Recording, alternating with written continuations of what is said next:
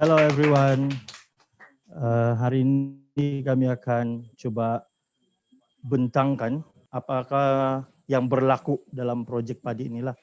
Jadi kami ada 6 orang tim, 6 orang member yang akan mengerjakan ini projek padi. Jadi masing-masing ada dia punya tugasan masing-masing lah. Jadi terlebih dahulu saya akan buat sedikit pengenalan tentang projek padi ini sebelum saya serahkan kepada member yang lain. Okey, projek padi ini seperti yang anda sudah tahu, bagi yang belum tahu saya bagi tahu, idea asal dia ini berasal daripada Puan Cynthia sendiri. Dia berbincang dengan saudari Lina. Mereka merancang untuk menanam padi di Kem Ong, susulan daripada pandemik COVID-19.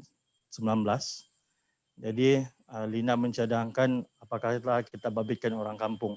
Dan itulah pencetus idea dia. Okey. Dan semua tentang projek ini kami akan sampaikan bergilir-gilir lah. Mana yang kurang, mana yang member saya tidak sampaikan, saya akan buat kesimpulan di akhir nanti. Pertama saya ingin menjemput Herni. Dia akan bentangkan bahagian lebih kepada pembelian barang dan apa pengalaman dia lah. Selamat pagi semua. Hai. Oke. Sini nama saya Herni, sudah kasih tahu tadi lah. Oke.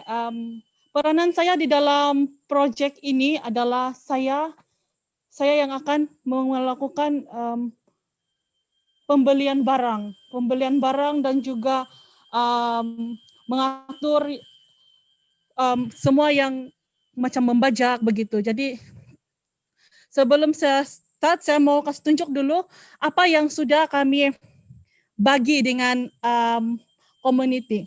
Next. Dan macam mana proyek ini membantu community untuk menjayakan ini penanaman semula padi. Oke.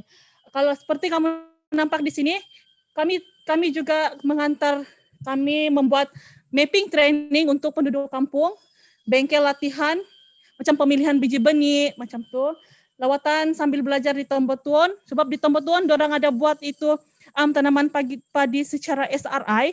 So, sedikit sebanyak melalui lawatan ini, kami dan juga community yang di sini, dorang ada pendedahan bagaimana cara untuk menanam padi secara SRI. Seterusnya adalah kami juga since ini dua community ini terlalu lama sudah dorang tidak tanam padi, jadi dorang punya tanah itu perlu diselenggara dan juga perlu aktiviti membajak, meratakan sawah padi, membina permatang. Itu semua perlu, sebab berkurun lama sudah dorang tidak membuat tanaman padi. Seterusnya kami juga menyediakan benih untuk community di sini, yang mana benih-benih itu diambil daripada Ranau, Kota Marudu dan juga Kudat. Oke. Seterusnya kami memberikan juga pagar berduri untuk ini buffalo control fence. Kalau kamu tahu di sini adalah banyak betul kerbau. So kalau tiada ini dawai, sia-sialah usaha dorang untuk menanam semula padi. And then kami juga memberikan tiang pagar, dan separuh daripada tiang pagar kita dapat daripada sepulut. Oke, next. Oke. Dan separuh lagi dorang cari sendirilah. Seterusnya untuk di lapasan kami telah membina buffalo gate. Ini in case kalau itu buffalo sampai di sana lapasan lah, sebab menurut orang kampung itu kerbau akan sampai juga di kampung lapasan.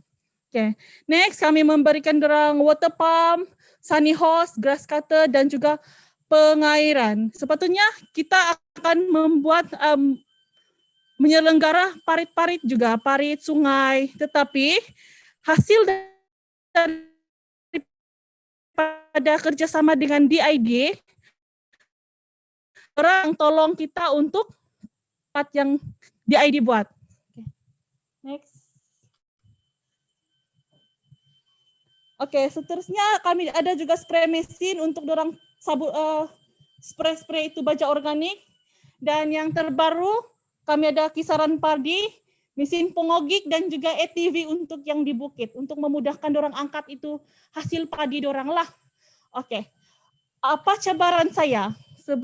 Cabaran di dalam role saya, dalam kerja saya adalah MCO. Masa MCO ini kan susah betul mau ambil barang, susah mau dapat barang, sebab kita tidak boleh rentas daerah. Jadi sangat-sangat mencabar lah.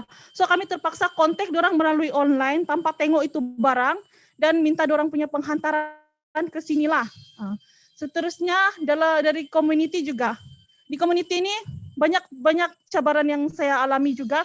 Sebagai contoh, dorang tidak mau susah mau kendalikan. Kalau kau nampak 10 orang kan, 10 ragam yang kau jumpa. Jadi kau kena paham dengan ragam-ragam itu. Seterusnya miscommunication.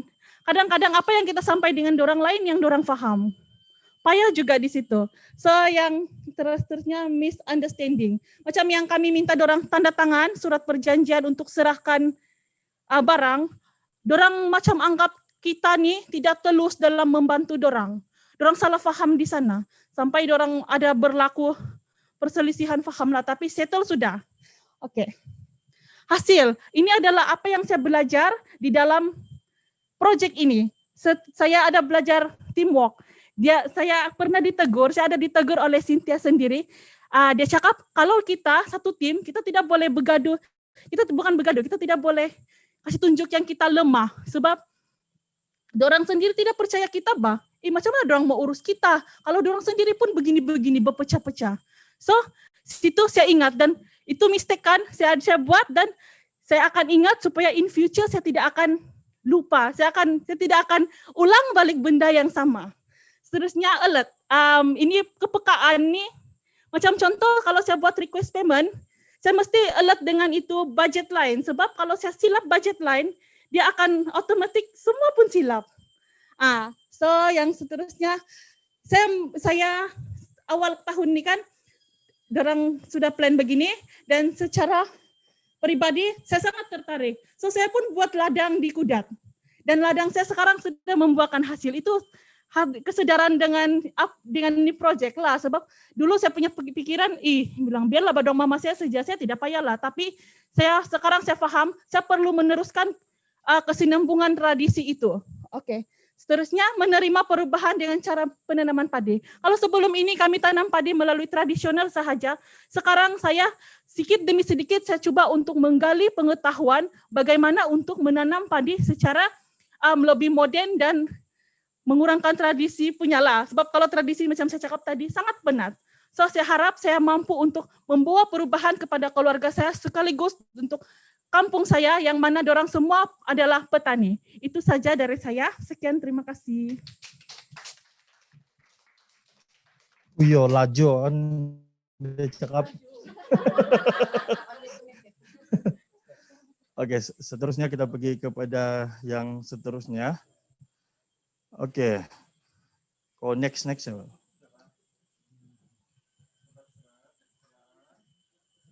Untuk makluman Anda semua, pada awal perancangan kita punya proyek penanaman padi ini dia dari Jun 2020 hingga Februari sahaja. Namun ada hal-hal yang tidak dapat dielakkan. Jadi kita panjangkan dia sampai Mac 21. Next. Oke, secara ringkas ada 4 objektif utama yang kami ingin capai dalam proyek ini. Yang pertama, meningkatkan keupayaan dan latihan. Next. Oke, ini yang pertama. And then ada 5 aktiviti yang kami lakukan untuk mencapai dia punya objektif. Yaitu pertama, melantik jawatan kuasa kampung, membentuk community lah. Dan kedua, buat peta, ukur ukur keluasan tapak tanaman. Ketiga, merancang infrastruktur dan sistem komunikasi antara komuniti sendiri dan komunikasi antara pengurusan dengan komuniti. Dan yang kelima ini harga pemasaran untuk harga hubungan pemasaran untuk harga premium. Ini akan kita nampak hasilnya pada tanggal 18 hari bulan Mac, di mana kita akan adakan pesta. Jadi kita akan tengok dia punya hasil sinilah. Dan yang seterusnya, aktiviti yang keenam, kita adakan lawatan di Tambutuan, pendedahan dan latihan bengkel-bengkel SRI, GPS, segala training yang dijalankan akan dijelaskan oleh Saudara Mat sebentar lagi. Dia yang lebih terperinci lah. Next.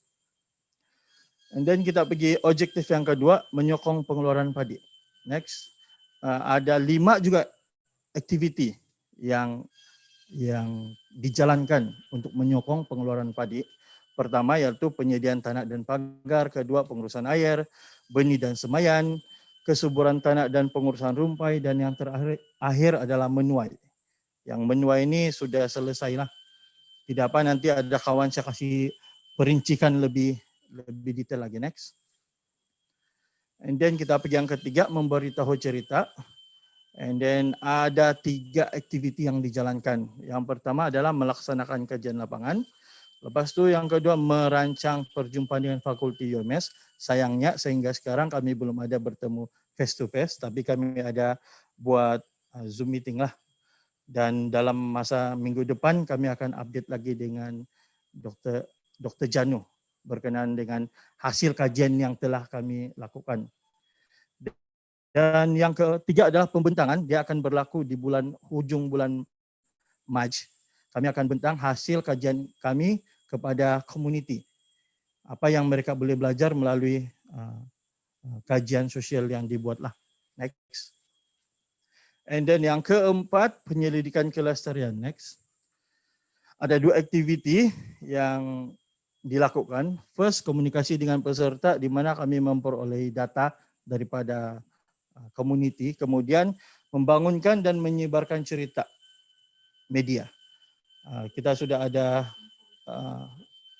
sudah buat cerita di newspaper, and then ada video latihan dan bengkel di YouTube. Boleh kita tengok di FSI punya ini kan. Ya. Next. Oke, seterusnya 5 ini proses padi. Kita lebih masuk dalam proses padi lah, penanaman padi. Jadi 5 bulan yang pertama ini akan disampaikan oleh Saudari Lina. Lina, dia akan terangkanlah.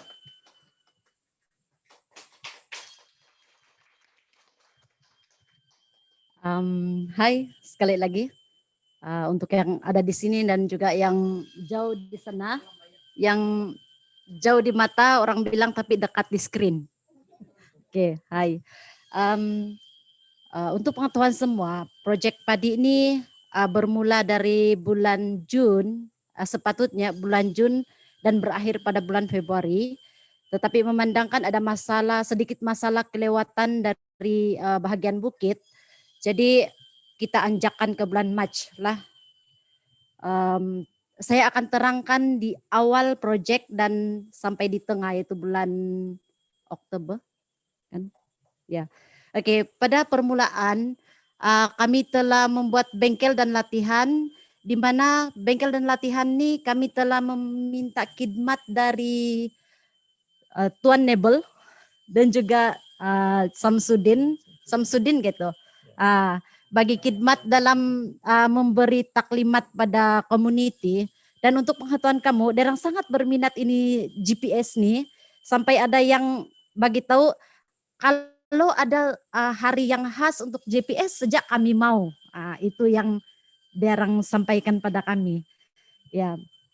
Jadi yang seterusnya kami telah memanggil Mamoy juga untuk bagi khidmat dalam cara penanaman padi secara SRI. Saya tidak tahu apa nama penuh SRI dalam English, tapi yang saya tahu dia adalah kalau dalam BM dia penanaman padi secara intensif. Ya. Jadi selain itu, dia juga ajar kami baja organik dan juga penghalau serangga organik. Dan dia yang istimewanya, dia bukan ajar secara lisan saja, tetapi secara praktikal, di mana kami telah menyediakan satu plot untuk dia ajar SRI sepenuhnya. Dan semua community boleh buat dengan sendiri di plot itu sebelum mereka buat di plot masing-masing. Oke, dan yang seterusnya dalam latihan nih si Cipo sudah sentuh juga tadi pasal pergi tempat tuan tuh. Kami ada pergi sana juga untuk lawatan sambil belajar. Dan saya terus tentu lah cabaran yang kami hadapi dalam satu-satu aspek tadi. Dalam bengkel tuh macam cabaran yang kami hadapi pemilihan tarik. Sebab pada waktu itu COVID muncul. Jadi karena kemunculan COVID tuh masa proyek padi ini berjalan sangat memberi masalah yang besar pada kami. Di mana kami pilih tarik untuk buat bengkel tuh pun susah. Pilih orang yang datang ke bengkel tuh pun susah. Dan pilih pergi lawatan, pergi sambil belajar, pergi tombotuan pun macam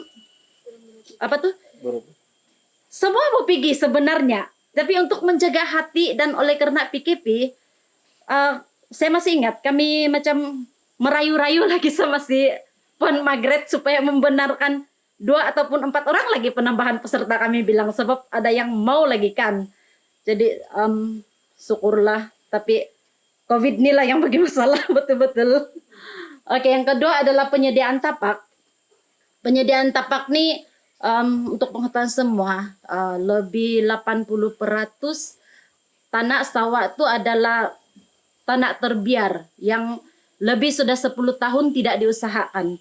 Jadi kamu bayangkanlah kan, sawah yang terbiar selama 10 tahun macam mana, sudah tinggi, sudah turumput dia, itu dia punya permatang pun tiada sudah. Jadi di sini kami telah membuat pembaikian permatang dan juga membajak sawah pakai mesin.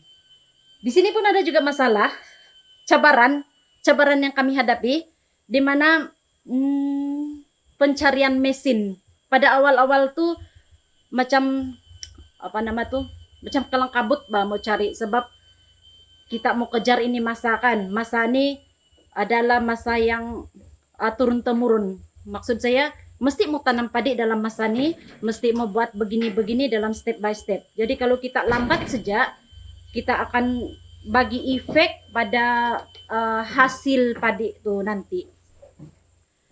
Jadi di sini masalah yang cabaran yang paling besar, mesin tuh ada area-area yang mesin tidak boleh masuk sebab kawasan dia terlalu dalam. Jadi terpaksa menggunakan khidmat mesin lain untuk tarik, dan di situ ada tragedi juga di mana mesin yang tarik tuh pula yang terstuck di situ.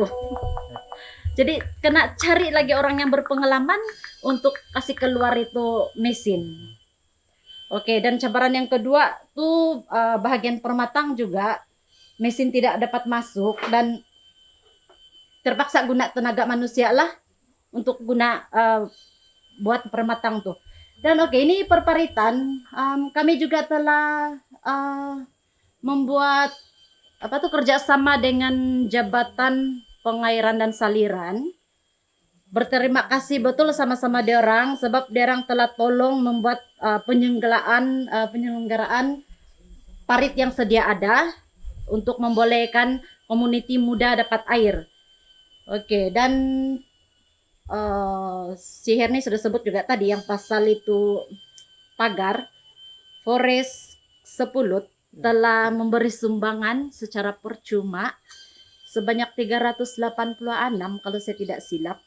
Jadi saya rasa kita perlu berikan tepukan kepada JPS dan Sepulut untuk ucapan terima kasih kepada mereka. Harap ucapan terima kasih ini sampai dibawa oleh angin lah di tempat dia orang. Ya, oke.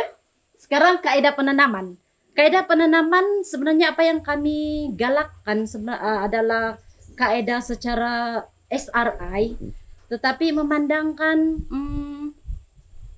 permukaan tapak sawah tuh tidak sesuai untuk SRI, di mana saliran air dia yang dan dia punya apa tuh reka bentuk dia punya tanah pun tidak sesuai. Itu juga menjadi punca utama kenapa community tidak menggunakan sepenuhnya itu kaedah SRI. Jadi kami ada 4 kaedah yang digunakan. Pertama itu kaedah SRI, kedua tradisi, dan ketiga itu tabur, yang keempat menugal. Nanti saya akan terangkan di bahagian penjagaan, sebab setiap kaidah itu dia perlu penjagaan yang berbeza. Oke, di sini penjagaan sudah saya akan terangkan ikut kaidah lah. Oke, kaidah yang pertama, kalau SRI ini dia perlu apa tuh kasih sayang sepenuhnya. Maksud saya lebih suka ibaratkan dia macam kita jaga baby. Kalau kita jaga baby ini kita kena belai, kita kena sayang setiap masa begitu. Saya tidak bilang yang 3 kaidah yang lain tuh tidak perlu kasih sayang, tapi yang 3 kaidah tuh yang lain tuh kita bagi kasih sayang juga, tapi dengan kasih sayang tuh dia boleh berdikari sendiri. Jadi yang SRI ini nanti Mat akan terangkan lebih lanjut lagi ya. Oke, kaidah yang kedua, apa sudah tadi tuh kaidah yang kedua tuh secara tradisi. Oke, secara tradisi penjagaan dia begini. Kita kena sediakan tapak dulu, tapak semayan, dan di tapak tuh ada cabaran sudah. Itu cabaran dia burung pipit. Di mana mungkin burung ini pun bijak juga. Mungkin dia pandai patuk-patuk kasih keluar juga itu padi yang kita sudah semai. Jadi cara dia kalau community biasanya ada orang pasang tuh orang-orang, kamu tahu kan apa orang-orang tuh, dan kain yang dipasang di kayu dan dipacak serta plastik, dan bila ditiup angin dia bergoyang, jadi burung pun tertipu. Oke. Jadi yang selepas dia besar dan sesuai sudah kena tanam di sawah, dia akan dipindahkan ke sawah pula. Dan di sawah dia punya cabaran lain lagi. Masalah yang pergi serang derang ada gondang emas nih nah. Tapi gondang emas nih ada kebaikan dan keburukan. Dimana pada waktu kecil itu padi, gondang nih jadi musuh dia. Sebab dia akan makan padi itu. Tapi bila padi itu membesar sudah sedikit, gondang emas nih akan jadi kawan dia. Sebab kenapa? Gondang emas nih akan makan rumput tuh di sekeliling padi itu. Jadi dia ada kebaikan dan keburukan lah. Oke. Yang ketiga tuh kaidah tabur. Oke, macam mana penjagaan kalau tabur? Tabur nih dia tidak perlu semai, dia tidak perlu tapak semayan. Kita tabur sejak di sawah, tetapi kita tidak boleh biarkan dia begitu sejak selepas kita tabur. Nanti burung datang dan akan makan. Kita kena isi air dulu sedikit, tunggu dia dalam 3 hari, dan waktu itu kita boleh buka air dia sudah, dan itu padi mungkin akan bertukar bertukar warna sudah, jadi habis ada lumpur-lumpur sudah kan bersalut dia, jadi itu burung tidak boleh makan sudah. Itu adalah penjagaan untuk yang tabur. Oke, yang menugal ini pun sama, penjagaan dia sama dengan yang cara semaian tadi yang guna tradisi punya, yang kita semai itu dan kita pasang orang-orang, kita pasang plastik apakah yang boleh bergoyang bila ditiup angin. Bergoyang lagi ya, bergoyang. Oke. Cabaran tadi ada sudah yang segelintir cabaran yang saya sudah sentuh. Jadi sini saya buat penambahan lagi. Cabaran yang sangat mencabarlah saya rasa daripada segala-gala, sebab ini melibatkan hati community, di mana cabaran kerbau, di mana kami sebagai tim project mesti berada di tengah-tengah, tidak boleh memihak pada pesawat dan juga tidak boleh memihak kepada penternak kerbau. Jadi ini satu cabaran di mana kita kena perlu jaga hati kedua-dua kategori itu. Jadi ya sangat mencabarlah saya rasa. Tapi syukur sekarang di akhir-akhir nih sudah settle lah juga.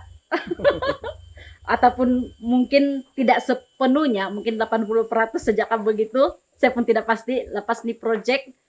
Saya tidak tahu itu kerbau masih berkeliaran kah ataupun macam mana. Tapi kita harap-harap ada penyelesaian dialah. Ya, itulah harapan tim Padi. Itu saja saya rasa. Dan saya akan serahkan pada Agang yang akan menerangkan 5 bulan yang seterusnya.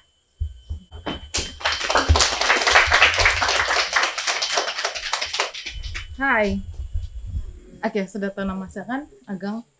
Oke. Tadi kita sudah dengar 5 bulan, di awal 5 bulan, dan sekarang saya akan bercerita tentang 5 bulan yang terakhir. Oke. Dalam 5 bulan terakhir ini masih juga community masih ada bengkel dan latihan, yaitu di Kampung Lapasan.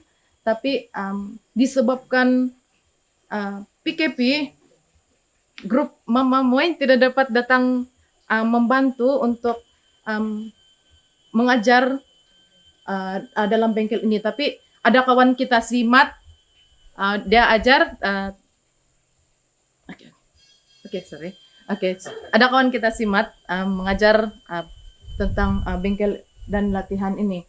Terusnya penjagaan. Penjagaan di awal 5 bulan dia tidak sama dengan penjagaan di 5 bulan yang terakhir, yang mana padi pada waktu ini sudah keluar. Dan apa yang kita nampak di sini ialah padi, pendebungaan padi. Bila musim hujan ataupun dia kena serangan hujan, bunga padi itu jatuh, maka padi tidak akan jadi. Next. Di sini juga dalam masa-masa ini juga masih dalam proses pembajaan. Ini di plot GKC. Next. Ini masih di plot GKC juga, disebabkan Roma Mamoy tidak dapat datang, disebabkan MCO dan community membantu dalam penjagaan padi mereka. Di sana ada. Dalam gambar di sana padi belum masih dia mula berisi, dan ini padi sedang menguning.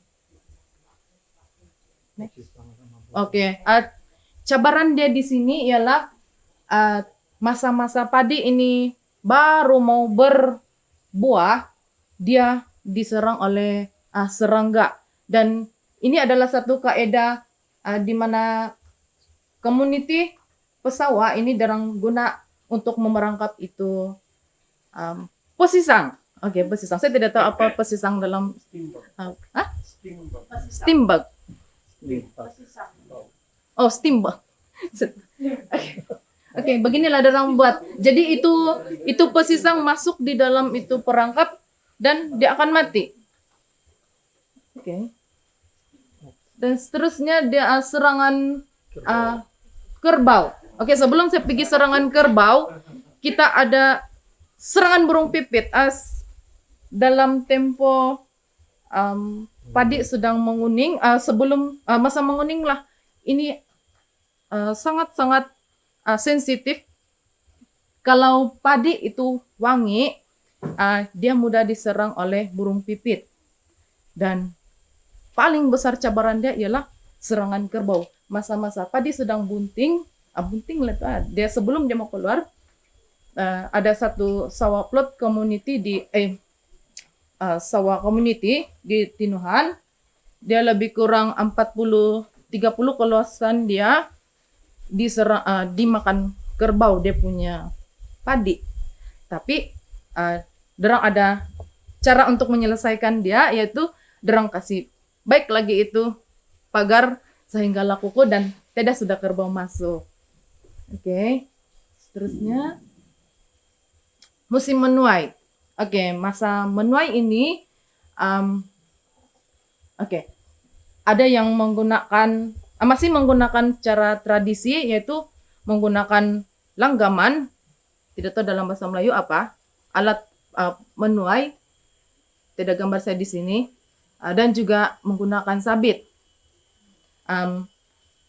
Community juga bergotong royong.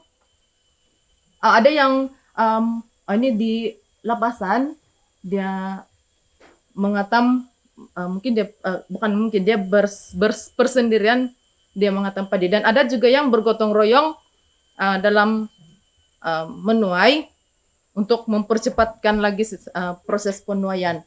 Dan ada gambar lagi tuh. Oke, ini masih di lapasan juga. Next.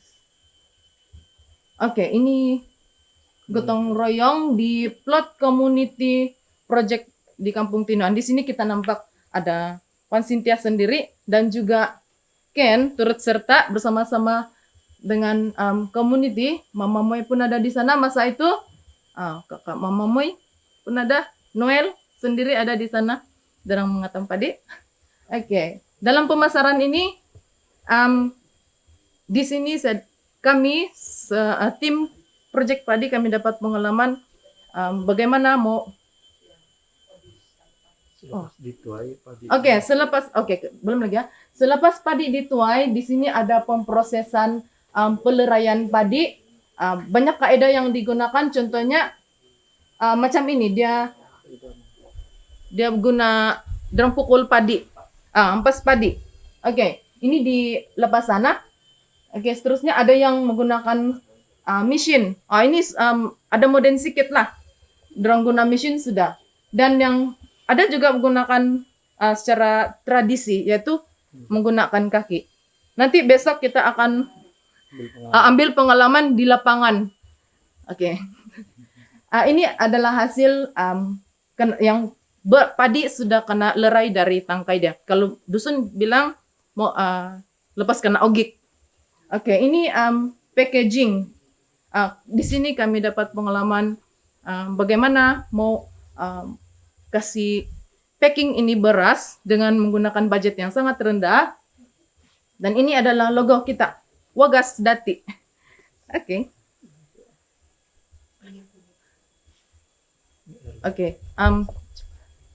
Oke, seterusnya kita bagi.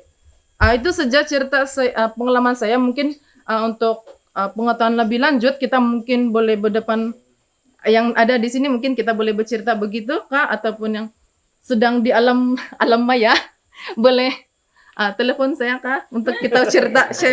Sharing is caring dia bilang kan. Oke, seterusnya. Oke, terima kasih lama. Saya teruskan saja. Saya punya tugas adalah bagian penyelidikan hasil daripada kajian apa yang kami peroleh data. Hasil data yang kami peroleh dan kami telah analisis semua. Kaidah penanaman di sini terdapat ada 4 jenis sudah dikatakan tadi, yaitu tradisi, menugal, tabur, dan SRI. Bagi yang tidak paham ataupun tidak berapa pasti macam mana cara untuk nama menugal nih cara dia yaitu dilakukan di bukit lah, menggunakan kayu. Lepas tu mereka akan membuat lubang lah, tapi lubang mereka buat nih tidak dalam.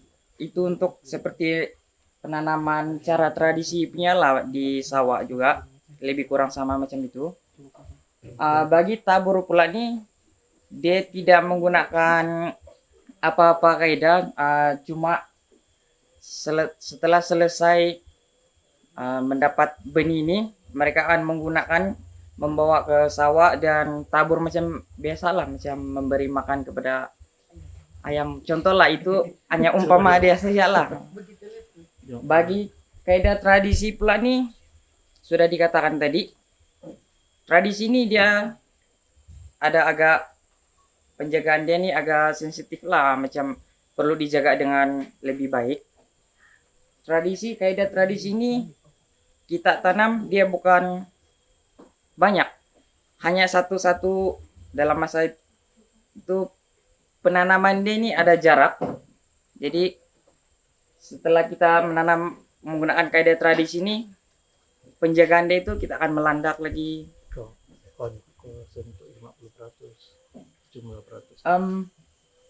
Kaidah di sini yang hasil kami dapat yaitu tradisi ini petani di sini hanya 50% yang menggunakan kaidah tradisi, manakala 21% pula adalah menugal bagian bukit, manakala 28% pula adalah kaidah SRI dan 1% pula adalah kaidah tabur. Oke, next. Oke, apa yang kami analisis semua tentang data ini, keluasan tanaman project ini dia terbagi kepada dua. Jumlah keluasan kedua-dua kampung Tinuhan dengan Lapasan ini yaitu 38,3 ekar. Terbagi kepada dua, kampung Lapasan mempunyai 14,72 ekar, manakala kampung Tinuhan pula ada 23,58 ekar. Dan jumlah petak sawah nih dia ada 130, dan petak nih dia tidak mengikuti size-nya, macam contohnya 4 segi, ada yang 3 segi, ada yang bulat. Dan juga jenis padi yang telah mereka tanam, hasil yang kami analisis adalah jumlah 34 jenis padi. Okay, next. Ini jenis-jenis padi yang telah kami analisis lah.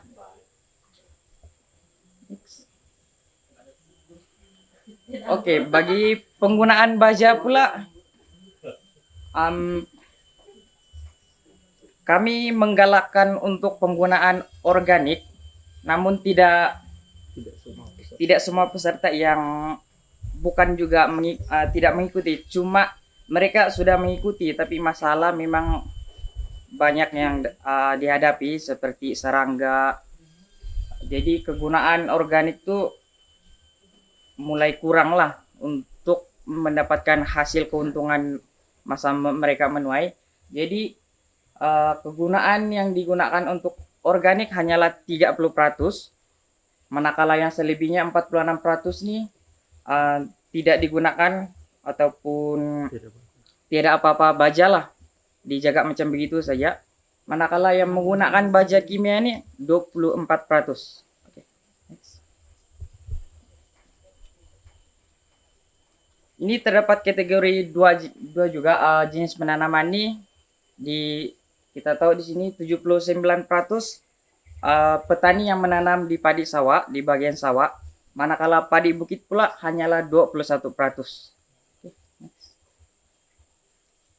Oke, di sini cabaran yang petani sering hadapilah sentiasa sekiranya mereka menanam.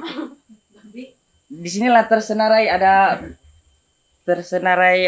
hadapi yang masalah mereka yang paling besar di sini yaitu 40% yaitu posisang, dan yang selebihnya itu 28% ialah burung. Dua masalah nih, posisang dengan burung nih masih belum ada penyelesaian.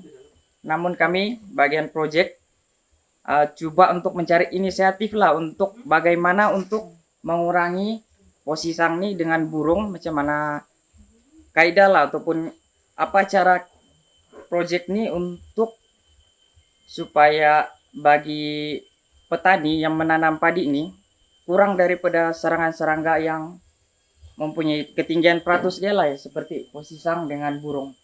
Bagi 35% pula ulat ini sebelum padi mulai, semasa padi mulai ditanam, dia mulai bertumbuh, masa itu juga ulat datang. Di sana dia akan memakan daun-daun padi. Jadi kemungkinan tersebut sekiranya petani mempunyai 2 sawah, ulat nih dia tidak kira kau jenis bangsa apa, kau bangsa dusun kah, kau Bajawa kah, dia akan tetap serang sama juga. Atau macam gini juga, kaidah tradisi ini kau guna begitu SRI, dia tetap juga serang sebab giuk nih dia tidak kira, yang penting dia punya makanan itu sialah. Selebihnya nih beruas gundang nih yang macam tadi lah, bagi sebelah Tinuhan nih mempunyai masalah yang sama lah. Gundang nih dia macam sentiasa ada di sawah lah. Jadi untuk dalam mengatasi masalah gundang nih, setiap kali mungkin dalam 1 minggu ada 4 kali ataupun 3 kali mereka akan mengutip gundang nih. Beruas nih berlaku di Tinuhan, dia sering kali lebih kurang macam budak-budak lah dulu. Dia mau main di sawah lah, dia mungkin begitulah, dia kasih hancur sawah. Ya, bucur sibor. Jadi tidak air di itu sawah. Manakala yang di sini sawah tidak digembur nih, bermaksud ada sesetengah petani ini mesin traktor ini dia tidak dapat masuk sebab keadaan dia mungkin dalam dan juga jalan dia masih belum ada laluan untuk masuk. Dan juga kalau bagi ayam pula, selepas padi ini mulai masak ataupun sebelum, ayam ini pun sama juga masih ulat, dia tidak kira mana-mana, yang penting ada buah boleh makan, janji boleh hidup. Jadi kalau tikus ini pula lebih kurang sama macam ayam, dia sentiasa sekiranya sudah padi ini dia mulai berbuah, dia sudah mulai masak, tikus nih akan datang di sana, dia akan buat rumah. Jadi di mana-mana kawasan di tepi-tepi sawah nih dia akan buat lubang. Jadi kerusakan sawah tuh memang banyak lah akan dihadapi oleh petani Kampung Lapasan dan juga Tinuhan. Bagi kelabut tinggi dan kecil nih, ini masalah juga. Contohnya kelabut nih dia punya untuk pengaliran air dia ini ada yang dalam. Jadi bila masalah datang, contohnya macam hujan, kelabut dia yang kecil tidak mampu menampung air.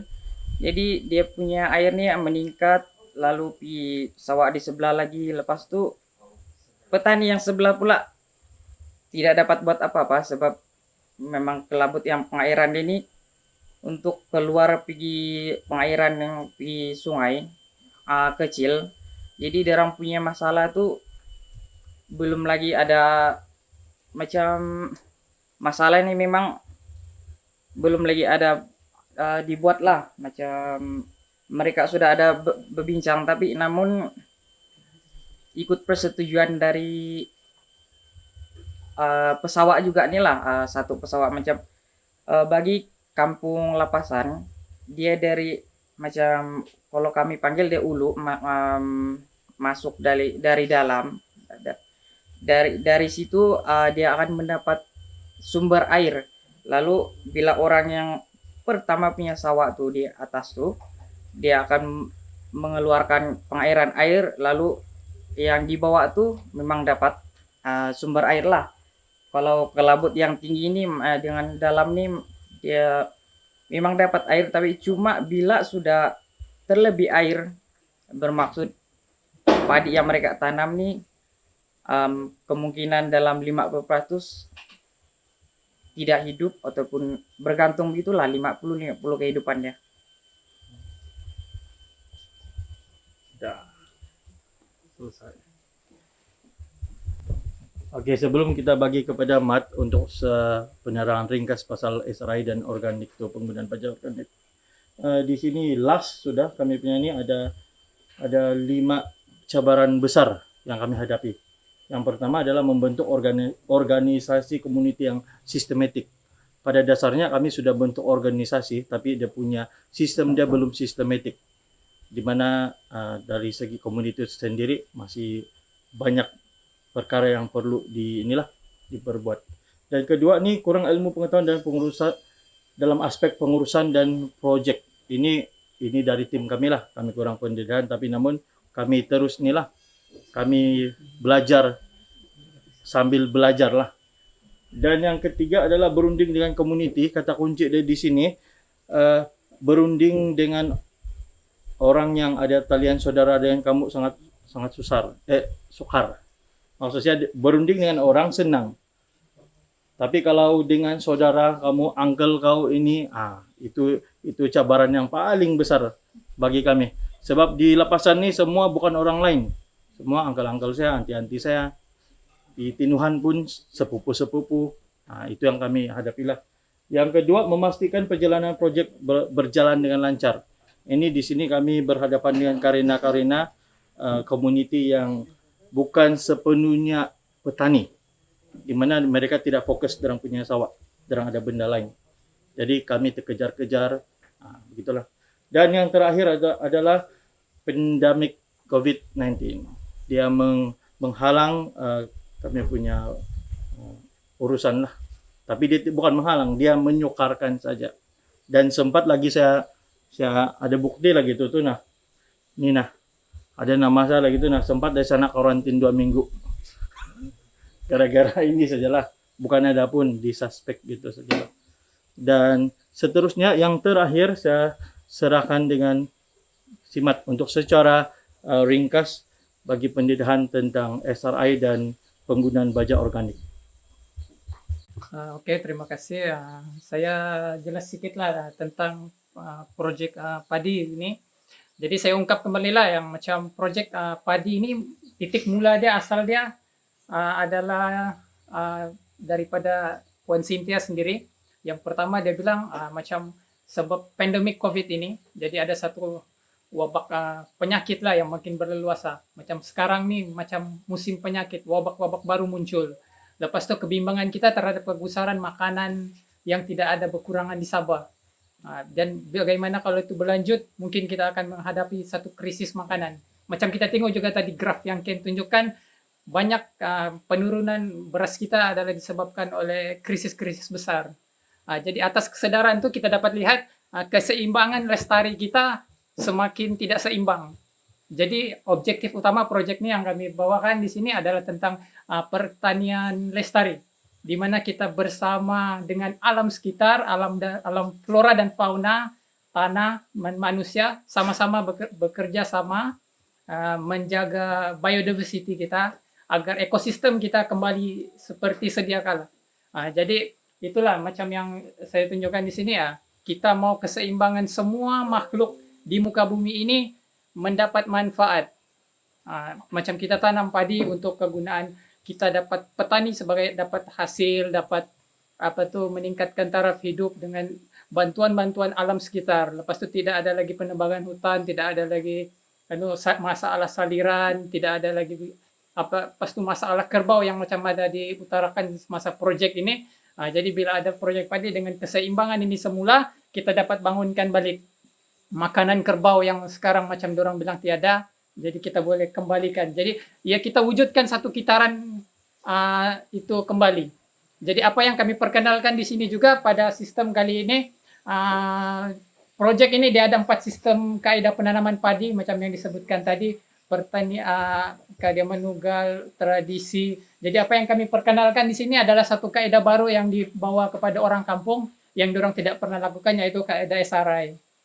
Apa yang sedikitlah saya jelaskan tentang SRI ini. Sebab apa masalah utama yang orang kampung macam tadi dirumuskan 20% saja mungkin ya yang masih mengusahakan padi mereka, yang lain 80% padi terbiar. Dorang ada tanah tapi tidak tanam padi sekian lama. Sebab ada masalahnya, tidak ada air, tidak ada apa. Jadi kita bawa satu penanaman yang betul-betul dorang teruja, dan yang ini memberi pulangan lebih baik kepada petani untuk ikut.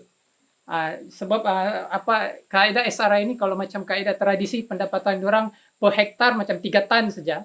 Jadi berdasarkan kaidah SRI yang di Malaysia dia boleh 3 kali ganti sampai 8 tan. Rekod tertinggi dalam penanaman SRI ini di dunia 20 tan untuk sehektar. Jadi bayangkan kamu ada sepadang bola tuh keluasan sawah padi boleh menghasilkan 10 tan padi. Jadi pendapatan petani pun lebih untung. Jadi itulah yang kami coba perkenalkan di kampung ini tentang satu sistem penanaman padi secara intensif. Yang ini dibuktikan berdasarkan kajian lah. Lepas itu apa yang berbeza lah dengan kaidah-kaidah lain tentang SRA ini? Yang pertama, yang ini kita tanam padi secara grid dah. Jadi kesaksamaan padi itu tumbuh. Kita tanam padi secara teratur dan sistematik lah. Lepas itu yang ini dari proses pemilihan benih dia, kita betul-betul pilih benih yang terpilih saja yang terbaik benih untuk kita tanam. Jadi hasil lebih baik. Maksudnya di situ ya kita penggunaan benih juga kurang hanya guna 20% berbanding kaidah tradisi. Oke, yang ini contoh yang kami tanam di plot community. Itu di antara titik pertemuan di antara grid itu satu benih, satu anak padi. Yang ini student GKC tanam di plot mereka. Ini juga satu perbezaan yang dengan kaidah tradisi. Kita ada disiplinkan diri aktiviti menggembur tanah dia dengan ada kaidah-kaidah tertentu. Yang ini hanya wujud pada kaidah tradisi, kaidah SRA. Jadi hasil dia macam inilah. Kita ada satu sawah padi yang betul-betul sistematik dan teratur. Ini kalau padi sudah besar, dia lebih cantik. Oke, seterusnya dalam kami mencapai objektif kami dalam memupuk kepada pertanian lestari. Jadi salah satu agenda paling utama dalam kita melestarikan alam sekitar adalah penanaman secara organik. Jadi kita perkenalkan kepada orang kampung untuk tanam secara organik pada masa ini. Lepas itu kita perkenalkan mereka sebab hasil dorang yang sebelum ini kurang karena dorang tidak berapa percaya pada macam ini. Jadi kita bawakan satu benda yang yang baru untuk mereka ikutilah dalam merealisasikan kita punya objektif tadi macam kaidah SRI dan melestarikan sawah bendang dorang lebih maju dan pencapai penghasilan lebih optimum melalui kaidah ini. Jadi ada beberapa belas lah kami buat program pembajaan yang kami ajar dengan community dan mereka buat. Di sini dalam proses pembajaan tuh kami juga dengan Mama Moy dari Kivatu Neshebam dan juga pelajar-pelajar daripada GKC turut sama memberi kerjasama dalam berkongsi pasal mengenai penggunaan organik dalam tanaman. Sebab apa yang kita kongsi di sini kanak-kanak nih orang muda dalam pertanian ini semakin berkurangan. Jadi kita bawa student-student macam ini agar mereka berminat dalam kongsi dengan orang kampung tentang apa yang mereka pelajari. Oke, jadi yang pertama kami belajar macam baja imas. Ini untuk mikrob tanah, kasih bagus. Oke, lepas tu yang kedua kami belajar buat bokashi ini pun untuk tanah. Lepas tu yang ini baja daripada ikan. Oke, yang seterusnya macam penghalau serangga secara organik. Lepas tu kami belajar cara merawat air buat dari mudball. Lepas tu tadi bilang siput gondang perosak kami buat jadi baja kalsium untuk tanaman. Lepas tu kami buat kompos tagakura. Lepas tu kami buat yang ini anak padi, benih padi yang sudah dibakar, sekam padi bakar. Kami guna ini dalam pembajaan. Jadi hasil itu dorang boleh guna untuk baja semula. Lepas tu kami ajar buat baja NPK. Biasa kita beli baja NPK 15 di kedai, seakan baja kimia. Oke, kali ini kita ajar cara buat daripada alam sekitar sendiri. Beli baja di kedai kimia 15 baru 45% baja. Jadi yang loss 55% mana? Sebenarnya dari tanah. Jadi kami ajar cara buat dia balik untuk rawat tanah untuk dapat 100%. Oke, seterusnya kami buat itu saja. Yang lain oke. Itu salah ringkas yang kami buat. Oke. Yang paling utama sebenarnya kita membawa orang kampung untuk memperkenalkan sesuatu yang baru sebenarnya bukan mudah kalau mereka tidak lihat. Jadi apa yang kita buat, kita ajak mereka, kita buat mereka, lepas itu kita beri pada mereka, kita share semua. Jadi dorang nampak hasilnya baru dorang boleh ikut. Jadi apa tadi yang utarakan orang hasil daripada kajian tuh yang ikut SRI tidak sampai hanya lebih kurang 30%. Sebenarnya kami beruntung lah yang ikut pun hampir 30%. Tapi next project akan pasti akan banyak ikut sebab dorang punya hasil daripada peserta yang ikut SRI, dorang sudah nampak hasil dia. Jadi next time memang project ini saya harap diteruskan dan yang ini kita memulihkan tanah bukannya proses yang terlalu pendek macam 1-2 musim. Ya akan berlanjutkan sehingga ketiga tahun baru nampak hasil yang betul-betul optimum. Jadi itu saja dari saya. Terima kasih. So this whole team is from the kampung here, except for Herni who is menghijrah dari Matunggong Kudat. Tapi orang sini sudah. Oh ya, Simat juga dari East Coast. Tapi jadi orang honorary orang Tuaran sudah. I know there was a lot of information for you online, especially. We wanted them to tell their own story secara dari derang punya mulut. I hope bagus juga tuh pengalaman untuk kamu. Satu saja saya punya komen yang kamu punya peratusan cabaran itu lebih daripada 100% saya kira. 130 lebih persen dalam bulatan tadi itu. Bagus kamu kasih betul kan. Tapi yang lain semua canggih. Just so you guys know, there is lots of Excel sheets, lots of data being collected that will be analyzed with the help of the Faculty of Sustainable Agriculture in UMS with Dr. Hamid and Dr. Janu, etc. Hopefully this next part of the project, the ending part of the project. Because of COVID, they were supposed to come here, the students from UMS, 9 students. Because they couldn't, that's why Early and Agang came onto the team to do the research on behalf of the project, but also as a bridge to UMS. And I have to acknowledge a few things here. One of the most important components, I think, in terms of partnership was with Pakos and Kivatu Nature Farm, which is very meaningful for us because it's part of the Forever Sabah partnership and family.